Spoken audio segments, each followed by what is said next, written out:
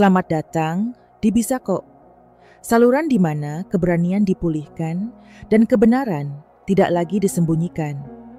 Apa yang akan kamu lakukan jika setelah reuni keluarga yang hangat, kamu menemukan uangmu hilang dari rekening, dan keluargamu hanya tertawa dan berkata, "Kami lebih butuh uang itu daripada kamu."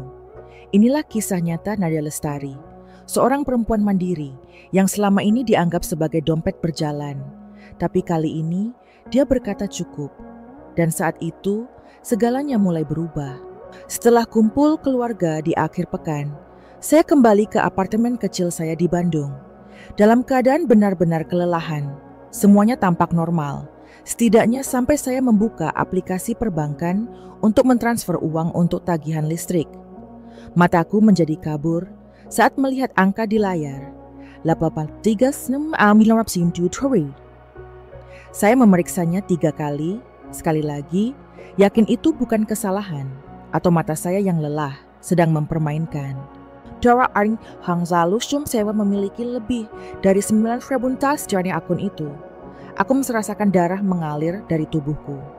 Jantungku berdebar kencang seperti ada yang mengetuk dari dalam dadaku. Dengan cahwil sowen tangan, Stitcher segera menelpon pihak bank. Setelah beberapa pertanyaan keamanan, perwakilan tersebut mengatakan transaksi dilakukan dari perangkat yang sebelumnya masuk, alamat IP yang sama dengan komputer pribadi. Aku berdiri, mengambil kunci, dan langsung kembali ke rumah ibuku. Tempat yang sama yang baru saja menjadi tuan rumah pertemuan keluarga terbesar kami tahun ini. Aku masih tidak bisa menghilangkan gambaran semua orang yang berpelukan dan tertawa dari pikiranku.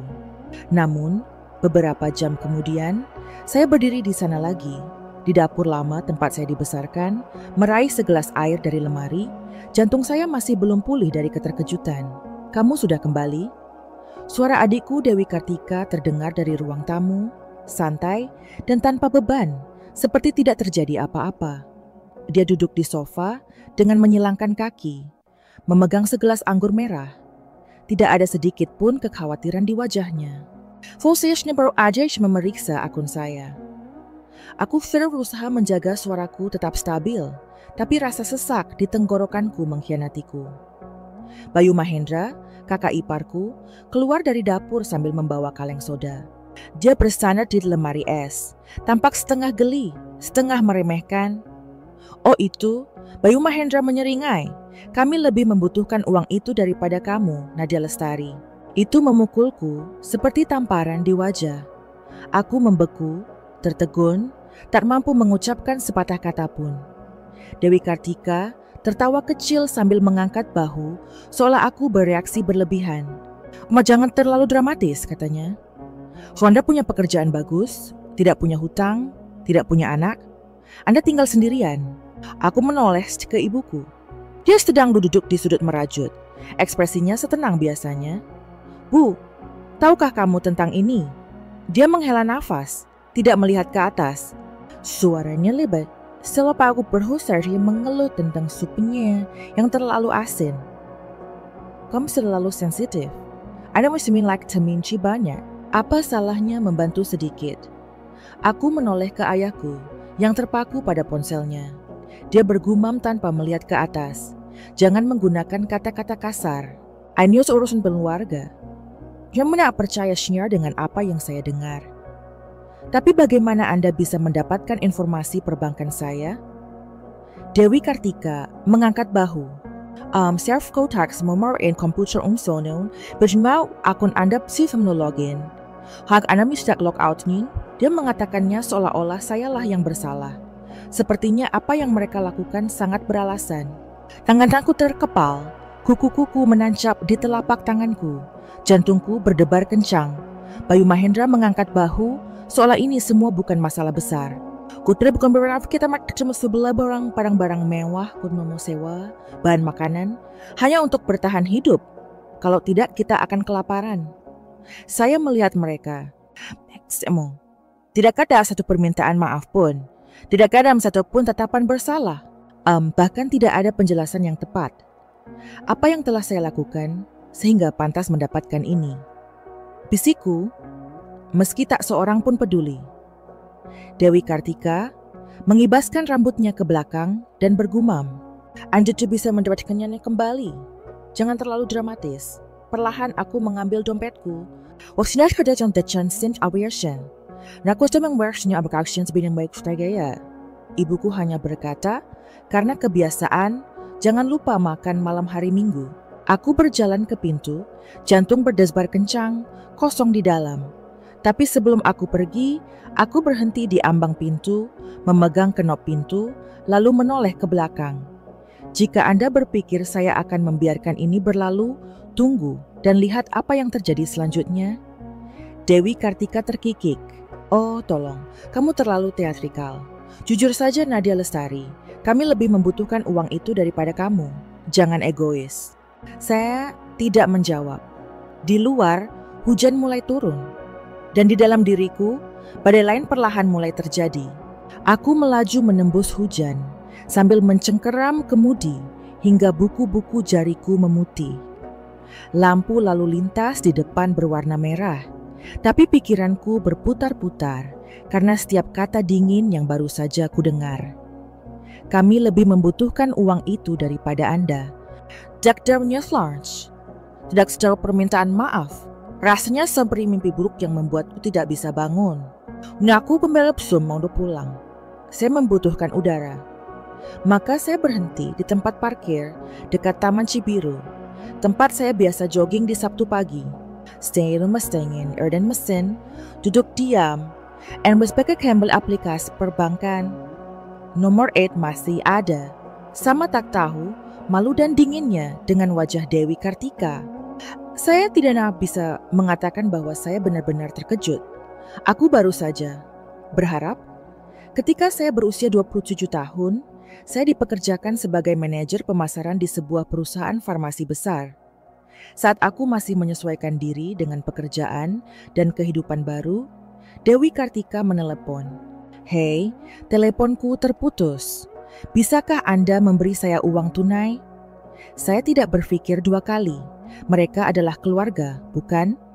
Lalu datanglah Bayu Mahendra yang menganggur hampir 6 bulan. Hanya perlu beberapa ratus untuk bertahan sampai aku menemukan sesuatu, katanya. Saya tetap diam. Suatu tahun, saat ulang tahun Alia, Dewi Kartika mengirimiku daftar hadiah yang disarankan.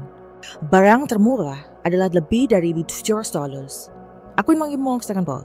Tapi kemudian ibuku menelepon. Suaranya merdu. "Anda tidak mendapatkan apapun untuk keponakan Anda. Dia sih sangat bersemangat. Anda lebih baik saja mendapat kamu semua." Tak begitu terus Ayamot, Action menjadi orang pertama yang mereka panggil karena masalah uang. Dewi Kartika mendapat mobil baru. Saya menyumbang uang muka. Bayu Mahendra kehilangan dompetnya. Saya mengirim uang malam itu. Tagihan listrik ibu sudah jatuh tempo. Saya menabung. Saya cuma saat yang tertumahakan yang wa'imwat. Adalah yang paling stabil di keluarga. Mereka tidak pernah sekalipun bertanya, "Apakah kamu baik-baik saja?" Tidak pernah berhenti untuk berpikir. Saya mengalami hari-hari di mana saya menghitung setiap dolar, melewatkan liburan, atau menunda membeli barang untuk diri saya sendiri. Berbicara online jangan lalu, aku semua menolak liburan bersama sahabatku karena uang itu aku gunakan untuk membantu Bayu Mahendra membayar sewa. Dewi Kartika, mereka mengatakannya seperti pujian. Tapi sekarang aku sadar itu bukanlah rasa terima kasih. Itu adalah pernyataan yang tidak tercepat. Itu tugasmu. Hujan terus turun. Aku menyalakan radio, berharap suara itu bisa meredakan rasa sakit di dadaku. Tapi tidak ada yang bisa menenangkan perasaan dipandang sebagai alat. Bukan anak perempuan, bukan saudara perempuan. Amacanya ada kartu kredit dengan detak jantung. Ponselku berbunyi, sebuah pesan dari ibu. "Dewi Kartika bilang kamu kesal dengan uang itu. Jangan membuat masalah besar, sayang, kami adalah keluarga." Shower. Bungta attention on the respect berat sekarang. Saya dulu berpikir, jika saya tetap bersabar, cukup murah hati, mereka akan sadar. Mungkin mengucapkan terima kasih, Atau setidaknya menanyakan kabarku.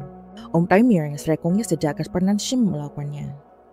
Karena di Mimashna merisengnya, saya tidak butuh bantuan. Dan siapa yang tidak membutuhkan bantuan, diharapkan dapat membantu orang lain. Aku menarik napas dalam-dalam dan membuka aplikasi catatanku. Setiap pembayaran yang pernah saya lakukan, setiap panggilan larut malam, setiap kali saya menyangkal diri saya untuk mereka, saya dapat ada mulai menuliskan semuanya. Bukan untuk memintanya kembali. Jangan biarkan diriku ditempatkan pada posisi itu lagi. Hujan mulai reda. Sinar matahari pucat mengintip melalui awan kelabu. Aku duduk tegak, tangan di atas kemudi. Kali ini, aku tidak melihat ke belakang. Malam itu, aku kembali ke apartemenku. Masih belum pulih dari ucapan Bayu Mahendra yang terngiang-ngiang di benakku. Kami lebih membutuhkan uang itu daripada Anda. Tidak ada permintaan maaf. Jangan ada penyusulan. Benar-benar haks yang murni dan sulit dipercaya. Namun, yang membuat saya tetap bertahan bukanlah uang yang hilang. Itu adalah kesna pedulin total keluarga musuh dalam menghadapi hal itu. Saya tidak bisa sepam kunings. Dan saya tidak berencana melakukannya. Keesokan paginya, saya menelepon bank dan meminta laporan lengkap transaksi 10 hari terakhir. File itu panjangnya 17 halaman. Saya mencetaknya dan menandai setiap tagihan mencurigakan dengan warna merah. Satu transaksi anonim menarik perhatian saya. Hampir 20 passion source dari alamat IP. Itu cocok dengan rumah ibuku. Ya, saya siap pernah menggunakan komputer di sana sebelumnya. Tapi tidak pernah login ke rekening bank saya dan membiarkannya terbuka saja. Saya hanya memeriksa email di kalender saya. Seseorang di rumah itu telah mengaksesnya, mengingat informasi saya, dan menunggu saat yang tepat. Akhir pekan itu, saya kembali ke rumah ibu seolah-olah itu adalah kunjungan biasa. Aroma panggangnya masih sama seperti biasanya, tapi udaranya kental dengan ketegangan. Mendewi Kartika, duduk di ujung meja, menghindari pandanganku. Bayu Mahendra terlalu santai, menuang limun seolah tidak ada api yang menyala di bawah permukaan. Saya tidak membuang waktu. Saya meninjau sismus transaksi saya nih, kataku sambil meletakkan dokumennya di atas meja. Akun saya diakses dari komputer ibu. Saya amal dan di hari itu ya. Tapi saya pun tidak masuk ke bank saya. Jadi siapa yang mengambil informasinya? Tidak ada yang menjawab. Ibuku terus menunduk, memetik saladnya seolah aku baru saja bertanya tentang cuaca. Ayah duduk diam di balik korannya yang terbuka. Hanya Dewi Kartika yang berbicara. Suaranya kecil namun syarat sarkasme. Nawandi membiarkannya tetap masuk. Ini aneh seperti kami meretas apapun. Aku menatap lurus ke arahnya. Jadi kamu mengakuinya? Dewi Kartika mengangkat bahu. Aku baru saja melihatnya terbuka. Ku tidak menenguncinya. Dan ini bukan sama sekali pertama Anda memansu. Saya tidak setuju dengan kali ini. Bayu Mahendra retak gelasnya sambil berdenting pelan. Maaf terlalu dramatis. Ani bukan dari mencuri. Tu Famingsen bantu. Kedekerak. Sung dikataku dengan tegas. Membantu adalah olah ketika ada yang meminta dan yang lain menyetujuinya. So ini memakan waktu. Tanpa bertanya, ibuku akhirnya mendongak, suaranya lembut, seperti sedang menjelaskan sesuatu kepada anak yang keras kepala. Elisa, kamu tinggal sendiri, punya pekerjaan bagus, tidak ada beban. Dewi Kartika membesarkan anak, Bayu Mahendra masih mencari tahu. Keluarga adalah tentang berbagi, dan berbagi berarti menghabiskan seluruh tabungan saya secara diam-diam. Suaraku mulai bergetar, bukan karena marah, tapi karena kesakitan. Ayahku melipat korannya dan melihat ke atas. Tampak kesal. Jangan terlalu kasar. Kamu selalu menjadi yang terkuat di keluarga ini. Anda sedang berang namun entain semua yang bisa mengatasinya. Jadi semua orang mempercayai Anda. Percayai saya. Aku tertawa kering. Mencuri informasi pribadi dan mengosongkan akun saya? Itu yang kamu sebut kepercayaan? Mengapa tidak menyebutnya apa adanya saja? Mengambil keuntungan? Dewi Kartika membanting tangannya ke atas meja. Pertama kali dia kehilangan ketenangan. Kami tidak bermelaja secara royal pada apapun. Itu untuk sewa, pengobatan untuk Alia, reparasi mobil. Saya kelelahan. Omis kamu rekorsen denganku. Saya semua melihat setiap orang di ruangan itu. Orang-orang yang pernah saya sebut keluarga. Saya juga kelelahan. Saat saya bekerja 60 jam seminggu untuk melunasi hutang Anda. Saat aku membatalkan liburanku hanya agar Bayu Mahendra tidak diusir. Saat saya makan mie instan selama 3 minggu untuk membantu ibu membayar tagihan listrik. Aku sudah lelah sejak Tapi saya pernah mengeluh. Karena saya pikir saya cuma melakukan hal yang benar. Namun yang jelas yang saya lakukan hanyalah membiarkan keegoisan semua orang. Tidak ada yang mengatakan sepatah kata pun. Hanya detak jam dapur yang mengisi keheningan. Aku berdiri, mengambil map di dompetku. Sebelum meninggalkan ruangan, aku berhenti sejenak dan menatap ibu. Jika ini adalah caramu memperlakukan satu-satunya orang yang tidak pernah meminta 1 sen pun, jangan kaget ketika aku mulai mengambil kembali apa yang pantas kudapatkan. Bayu Mahendra tertawa mengejek. Apa yang akan kamu lakukan, Nadia Lestari? Hubungi polisi? Aku menatap lurus ke matanya. Tatapanku mantap. Tunggu dan lihat saja. Lalu, aku keluar dari rumah yang pernah kusebut sebagai rumah. Untuk pertama kalinya, tanpa sedikit pun penyesalan. Hanya rasa keteguhan yang muncul di dadaku. Aku sampai di rumah tepat saat senja menyelimuti Bandung. Udara terasa lebih tebal dari biasanya, penuh dengan amarah yang masih bergejolak dalam diriku. Aku duduk di mejaku, membuka laptopku, dan mengeluarkan folder file. Saya menyimpan kwitansi, pesan, transfer, konfirmasi email, bahkan tangkapan layar dari beberapa tahun lalu. Bukan karena saya paranoid, tapi karena saya tahu suatu hari nanti pengorbanan diam-diam saya memerlukan bukti. Saya mulai mengatur segalanya. Dari pembayaran pertama, 92 miliar umamali untuk tagihan telepon Dewi Kartika 3 tahun lalu, hingga pembayaran terbesar, $3,200 yang ditransfer ke Bayu Mahendra untuk keperluan mendesak. Saya memiliki laporan bank lengkap, konfirmasi email. Selama 3 malam, saya membuat spreadsheet, mengkategorikan setiap pengeluaran. Saya memberi kode warna pada semuanya. Marshit untuk bank absence, kuning untuk biaya hidup, merah untuk yang tidak kuat alasannya. Seperti yang sabun yang Bayu Mahendra habiskan untuk konsol game Black Friday lalu. Saya mengingatnya dengan jelas karena saya harus melewatkan perjalanan musim dingin bersama rekan kerja hanya untuk melakukan pembayaran asuransi. Pada hari Senin pagi, saya pergi ke divisi kejahatan keuangan di pusat kota, membawa semua dokumen tercetak, USB berisi spreadsheet, dan formulir pengaduan yang sudah diisi. Seorang perwira muda bernama Harper menangani kasus saya. Dia membalik-balik setiap halaman, mengangguk saat dia membaca. Kami akan memulai penyelidikan awal atas penipuan keuangan dan akses tidak sah ke informasi pribadi. Apakah Anda mempunyai nama orang-orang yang terlibat? Ya, kataku sambil menyerahkan daftar itu padanya. Dewi Kartika Walker, Bayu Mahendra Walker, Donna Grant, ibuku, Paul Grant, ayahku, Jusayangnya meninggalkan kantor polisi di bawah langit kelabu, tetapi dengan secercah cahaya di dalam diri saya.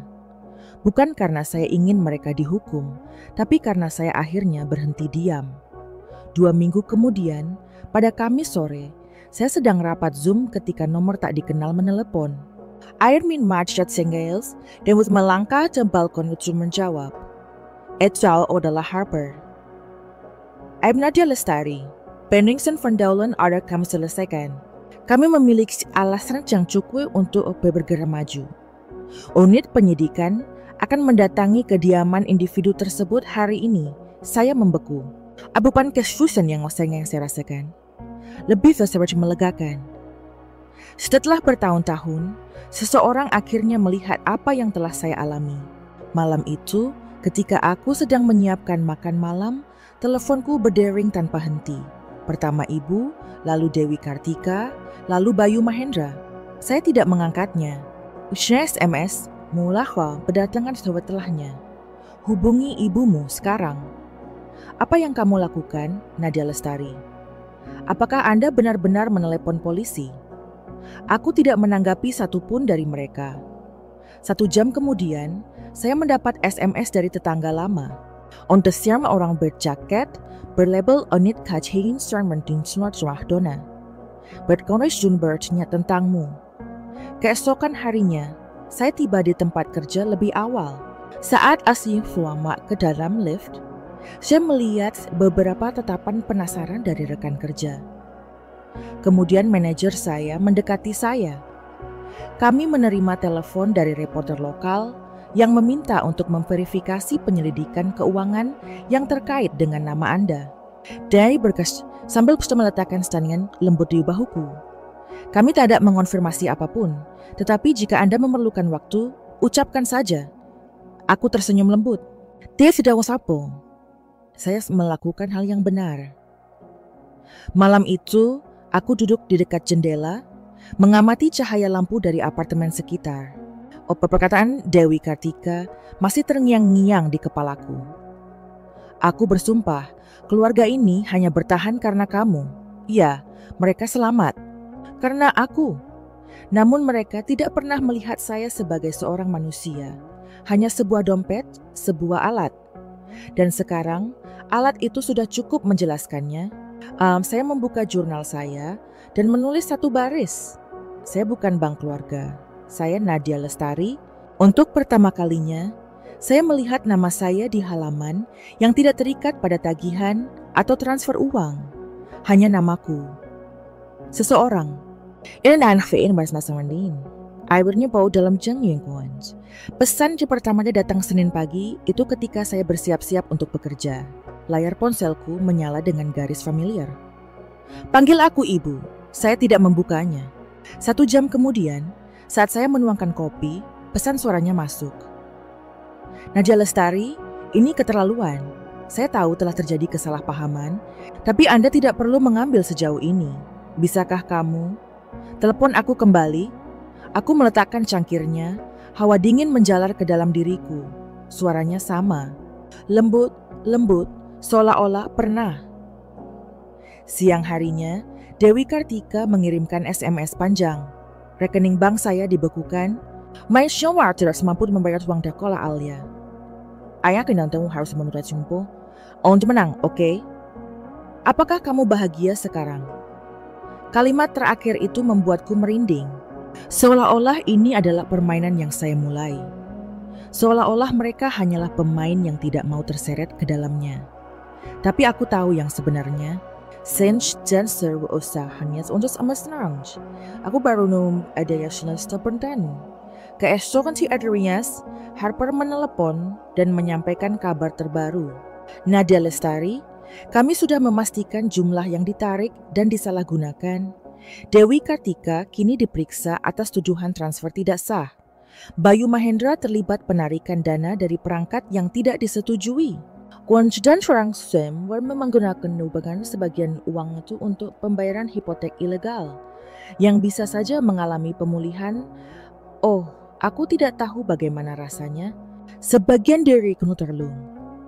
Bukan karena konsekuensi yang kini mereka saya hadapi, tapi karena mereka masih tidak mengerti bagaimana hal ini bisa terjadi. Malam itu, Bayu Mahendra menelpon berulang kali. Saya memblokir nomornya. Kurang dari 10 menit kemudian, saya mendapat email dari alamat yang tidak saya kenal. Nadia Lestari, tolong. Saya telah diskors dari pekerjaan. Mereka sedang menyelidiki akunku. Ceritanya sudah tidak bisa kehilangan muara segala hanya karena satu kesalahan. Tidakkah bisakah kamu mengatakan sesuatu untuk membantuku? Kesombongan, ejekan, tawa dari sebelumnya hilang, digantikan oleh kepanikan terselubung. Ontaf tu aku dan ada bergeming. Kamis pagi, aku mendapat pesan dari ayahku. Dia jarang mengulurkan tangan, jadi satu kalimat saja membuatku terdiam. En bang monsters dan ya stuen. Jangkam senak wensfo dalam mencerlos house cukup menspelundangin rumah. Hai sesuatu bacanya berulang kali. Tidak hadar ada permintaan maaf. Tidak ada tiket masuk. Hanya pernyataan dingin dan sedikit harapan bahwa seperti biasa, saya akan turun tangan untuk memperbaikinya. Saya tidak menjawab. Namun malam itu, sambil berdiri di dekat jendela, memandangi lampu jalan yang menyinari kaca, aku teringat saat-saat aku melewatkan makan siang untuk mengirim uang ke ibu tepat waktu.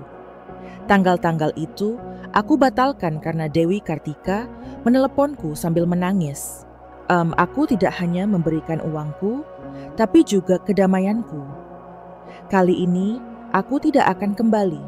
Akhir pekan itu, aku berkendara menuju bibir Pantai Anyer, tempat aku dan ayah biasa pergi memancing setiap musim panas saat aku masih kecil.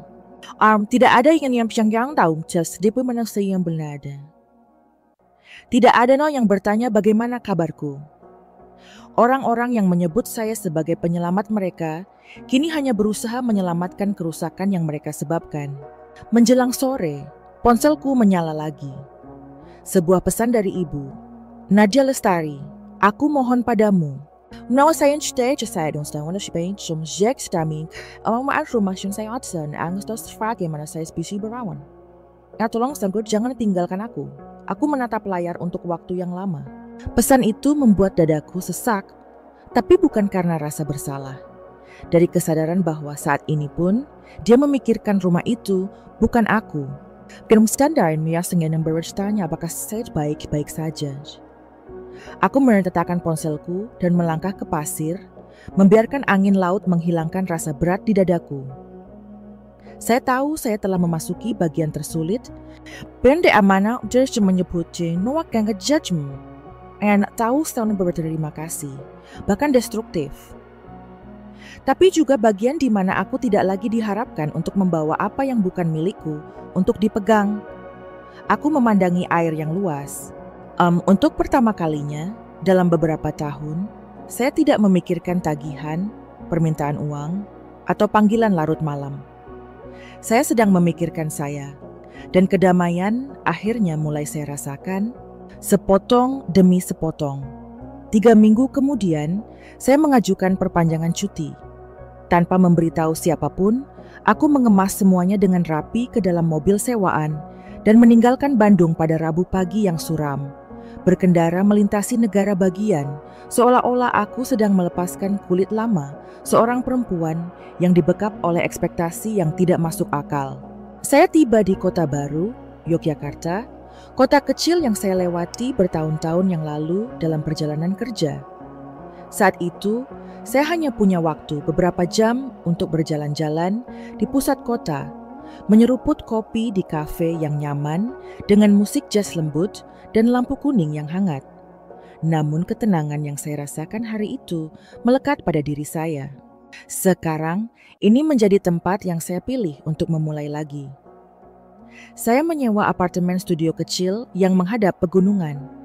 Dinding putih, jendela besar menangkap cahaya pagi.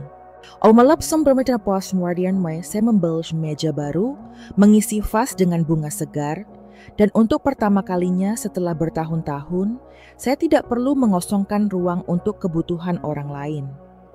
Saya mengganti nomor telepon saya, memberitahu perusahaan saya bahwa saya akan bekerja jarak jauh untuk jangka waktu yang tidak ditentukan.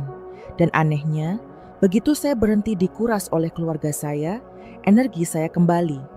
Saya tidur lebih nyenyak, makan teratur, dan ketika saya duduk di meja, pikiran saya terasa lebih jernih dari sebelumnya. Baru 2 minggu menetap di kota baru, bos saya, Pak Ardi, menelepon. Nadia Lestari, saya baru saja meninjau rencana strategi baru Anda. Itu brilian. Sudahkah Anda mempertimbangkan untuk mengambil alih jabatan koordinator regional untuk seluruh pantai barat? Saya berhenti sejenak. Setahun yang lalu, jika saya mendengar kata-kata itu, saya mungkin akan mengatakan tidak. karena aku masih harus mengkhawatirkan ibu tentang Dewi Kartika, tentang Bayu Mahendra. Tapi sekarang, aku melihat keluar jendela, di mana sinar matahari bersinar melalui pepohonan pinus, dan menjawab dengan tegas, "Aku siap." Pak Ardi terkekeh. "Aku tahu kamu akan menjadi orang pertama yang terlintas dalam pikiranku." Selamat ya Nadia Lestari. Ketika telepon berakhir, aku membuat secangkir teh untuk diriku sendiri, meringkuk dalam selimut rajutan di balkon, dan membiarkan angin sepoi-sepoi menerpa rambutku. Saya telah melakukannya. Saya telah menarik diri saya keluar dari siklus itu. Siklus di mana saya selalu menjadi orang yang memberi, dan tidak ada seorang pun yang bertanya, "Apakah kamu baik-baik saja?" Tidak ada lagi pesan larut malam.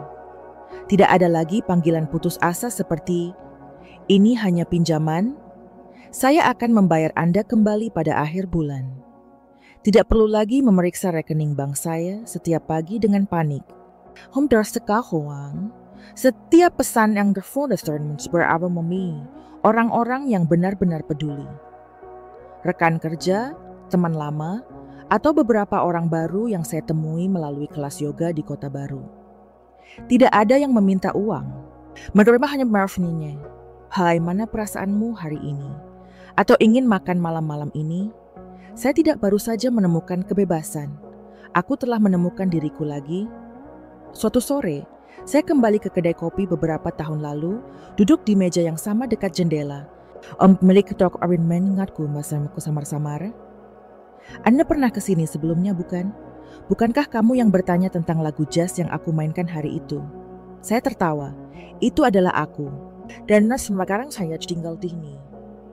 Dia mesnau keluar jendela. Tempat ini menyembuhkan banyak orang. Daya seni anggung. Daripada lagi nian film dikemat sebagian jin.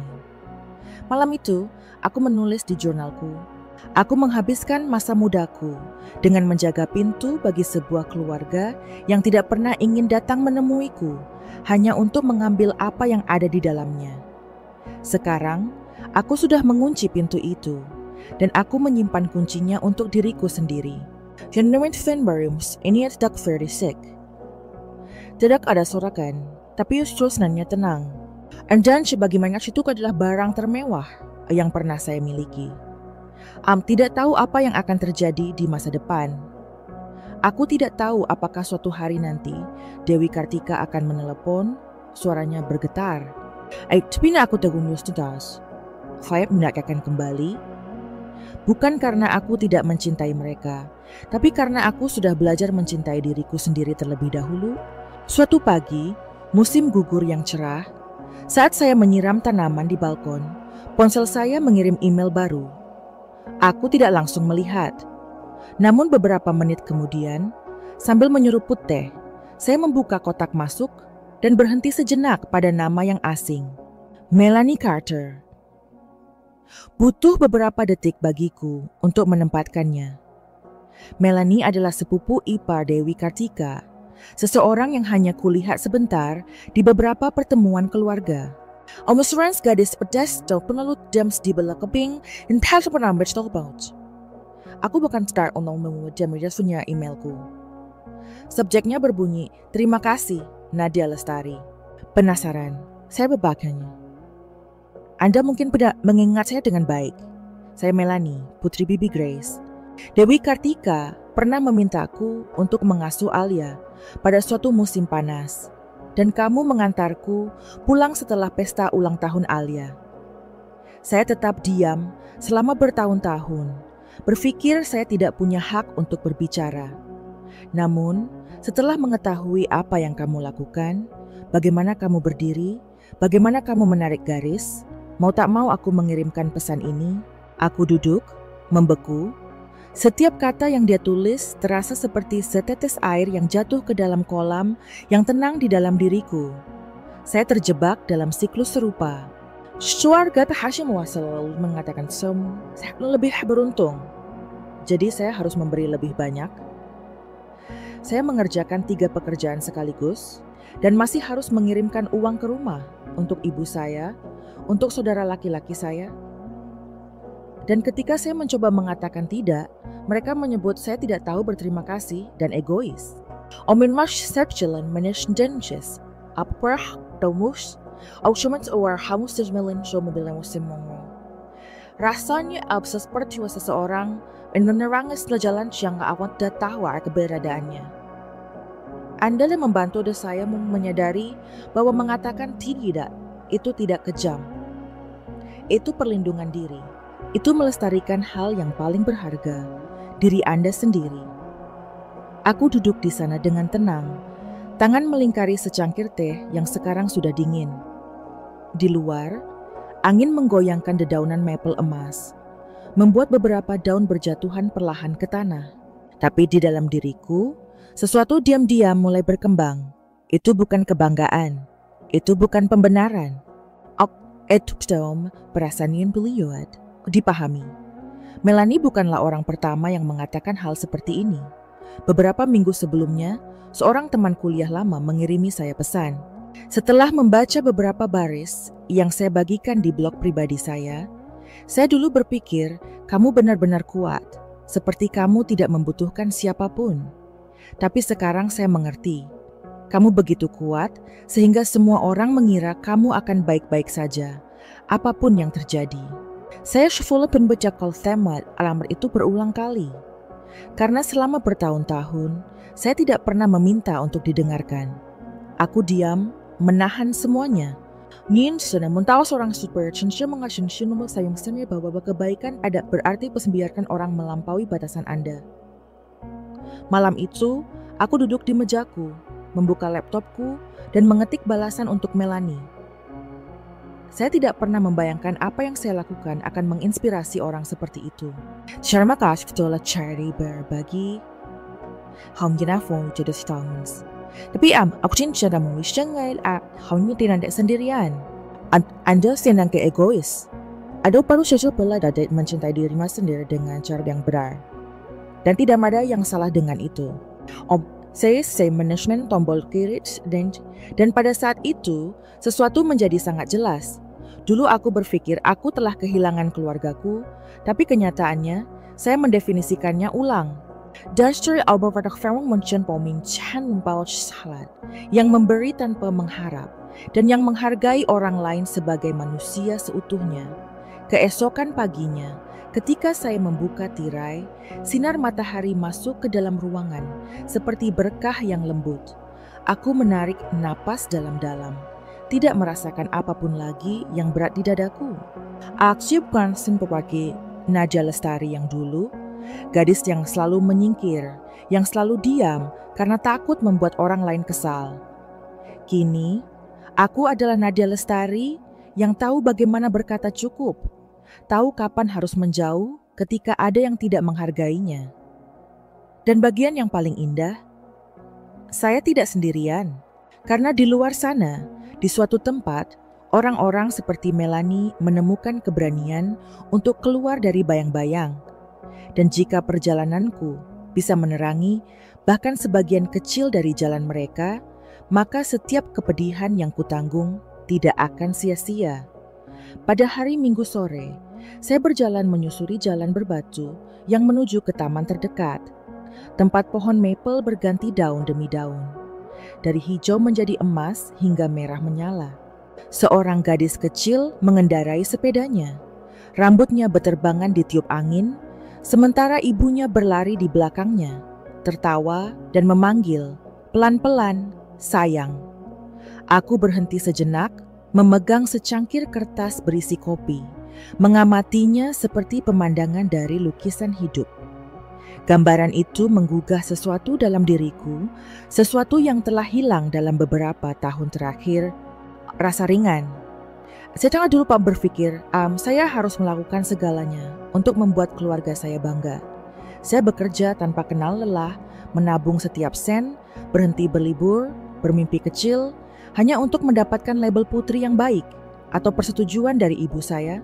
Namun, Frau kamu semua amat menembus hongcong bertanya, apakah janjian lelah? Apakah saya cuma membutuhkan seseorang untuk mendengarkan? Mereka hanya membutuhkan saya untuk menjadi kuat. Dan ketika saya berhenti, ketika saya berdiri dan berkata tidak, mereka menyebut saya tidak berterima kasih. Dulu aku takut akan hal itu. Aku takut dianggap egois, takut kehilangan ikatan darah yang sudah kuperjuangkan dengan susah payah. Tapi kini, setelah semuanya reda, setelah telepon tengah malam dan saling menyalahkan sudah tidak terdengar lagi, aku menyadari sesuatu yang begitu sederhana hingga menyakitkan. Aku tidak kehilangan keluargaku. Hanya baru diri saya dan semuanya saya sendiri.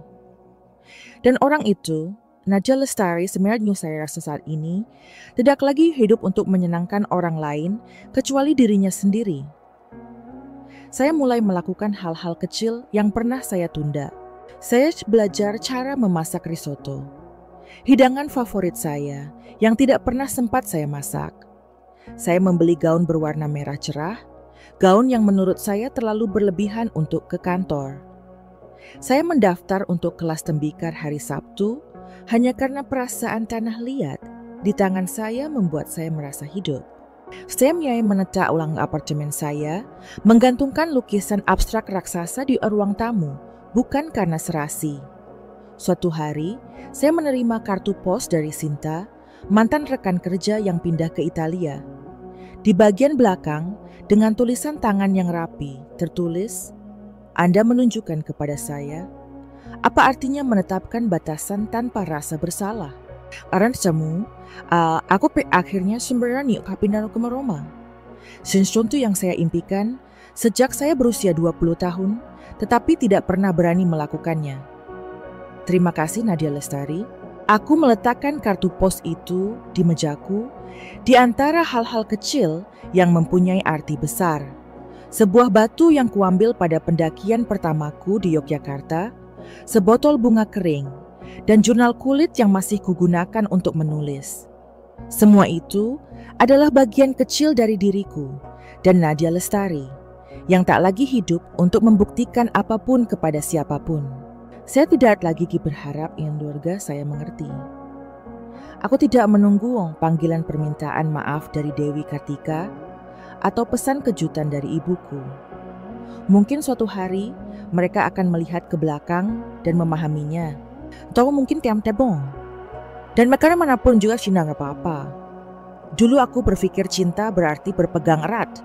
Sekarang aku tahu terkadang cinta berarti melepaskan.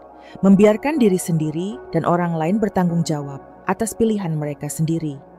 Ketika Anda berhenti berusaha bersikap baik, sehingga Anda menghapus batas-batas Anda sendiri, Anda akan menyadari bahwa orang-orang yang benar-benar menghargai Anda tidak akan pernah meminta Anda untuk bekerja keras demi mereka. Saya masih hangwanin kutipan dari beberapa penulis. Anda tidak perlu membakar diri sendiri untuk menghangatkan orang lain. Dan ketika saya berhenti berkobar untuk harapan mereka, saya menyadari cahaya terhangat tidak datang dari pengorbanan, itu berasal dari kedamaian hidup yang sejati. Di jalan setapak yang dipenuhi dedaunan itu, aku berjalan perlahan, jangan terburu-buru. Tidak ada jalan keluar Nadia, tidak membalas dengan amarah, tapi dengan keberanian untuk menetapkan batas, melindungi dirinya sendiri, dan memilih damai. Kisah ini mengingatkan kita, Anda bukanlah penolong yang abadi, bukan penyelamat yang tak terbatas. Anda juga manusia yang berhak dihargai, didengarkan, dan dicintai tanpa syarat. Ujiannya saat ini temannya watching, and bagi spon jika seseorang yang sedang lelah karena terus memberi. Dan jangan lupa untuk suka, berkomentar, dan berlangganan bisa kok. Karena disinilah cerita keberanian dimulai.